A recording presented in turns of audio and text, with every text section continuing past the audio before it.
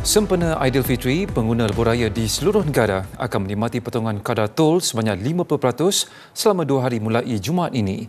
Selain itu, pengguna khidmat telekomunikasi akan diberikan data tambahan minimum 5GB pada 1 Syawal. Menteri Kerja Raya Datuk Seri Alexander Nathalinggi berkata, diskaun tol musim perayaan itu membabitkan RM19.69 juta sebagai pampasan kepada syarikat konsesi.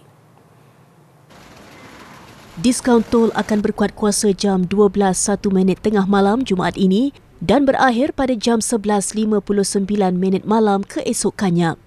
Diskaun akan diberikan hanya kepada kenderaan persendirian kelas 1 di semua plaza tol kecuali plaza tol di sempadan negara.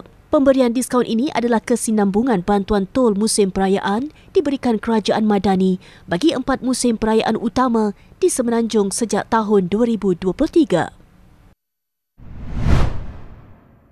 Alhamdulillah, syukur dengan pemberian diskaun ni sedikit sebanyak dapat membantu meringankan beban pengguna untuk balik kampung. Kalau dia bagi 50%, Alhamdulillah lah juga. Dan at least ada pengurangan lah untuk kita balik kampung. So tak adalah terbeban sangat.